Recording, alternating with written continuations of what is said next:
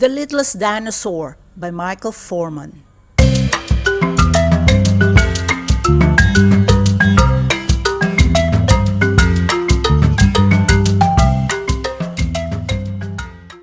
Long, long ago, when the world was young and everything was new, a mother dinosaur sat proudly amongst her eggs.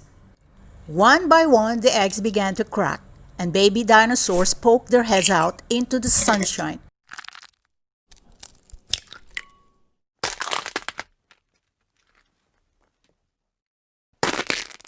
All except one. The mother worried and fussed about it and kept it warm and sang songs to it, but still the egg didn't crack. The neighbors came with help and advice. "Make it warmer," they said. "Keep it cool," they suggested. The mother was very loving and lay beside the egg all the time. She breathed on it to keep it warm or fanned it with banana leaves to cool it down, but still the egg didn't crack. The father dinosaur wanted to break the egg open, but the mother said, "No, it will happen when the baby is ready, not before." Then one day, the father became so tired of looking after all the other young dinosaurs while the mother fussed over the egg that he put his face very close to the egg and shouted, "Come on, egg, do something!" The egg shook, the egg wobbled, and then began to crack.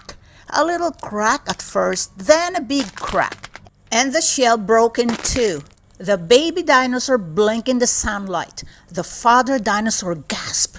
Mother dinosaur gasped. All the young dinosaurs and all the neighbors gasped. They had never seen such a tiny baby. "That's the littlest dinosaur I have ever seen," said the father. "You're no bigger than a dinosaur's toe." The neighbors began to giggle.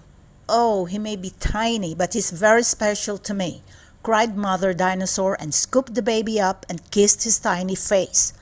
Days and weeks passed, and no matter how much food Mother gave the baby dinosaur, he didn't grow any bigger.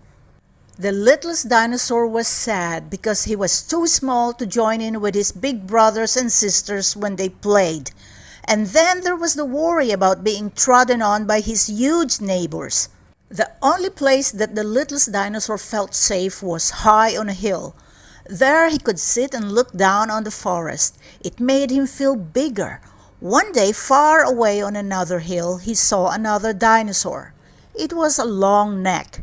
Even at that distance, he looked sad. The littlest dinosaur wondered how a dinosaur that big could possibly be sad. When the rainy season began, the big dinosaur squelched and rolled in the mud, but not the littlest dinosaur. He hated the mud. He was always getting stuck in the other dinosaur's big muddy footprints and having to yell, "Help! Get me out of here!" Then one day the father dinosaur got stuck. He was squelching and rolling in the deep mud at the edge of the river. But when he tried to get out, he couldn't. The more he struggled, the more he got stuck. "Get me out of here!" he yelled. Mother tried to help, but she got stuck. The neighbors tried to help, and they got stuck. The littlest dinosaur's brothers and sisters waded in, and they got stuck too. "Get us out of here!" they all yelled. The littlest dinosaur wished and wished that he was big enough to rescue them. "You must go for help," cried the mother dinosaur. But who could help? Wondered the littlest dinosaur. Then he remembered the long neck. The littlest dinosaur was scared as he stepped from the riverbank onto a water lily leaf. It tipped and dipped but didn't sink. One leaf at a time, he wibbled and wobbled his way across the river, then ran through the forest and climbed a hill, slipping and sliding, sliding and slipping until he got to the top. There he was, the long neck. He looked down at the littlest dinosaur.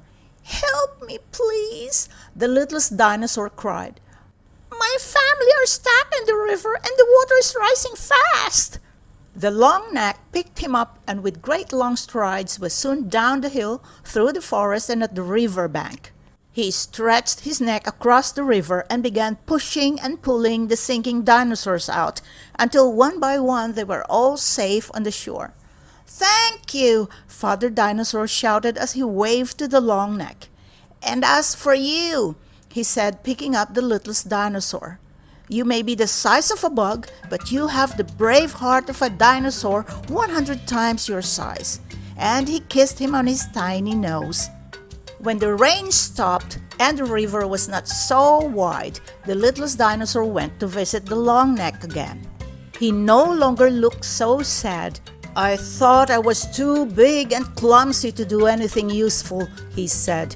"But now I know that's not true." "And I thought I was too small to do anything at all," laughed the littlest dinosaur. They sat together on the hill, the biggest and the littlest, and now the greatest of friends.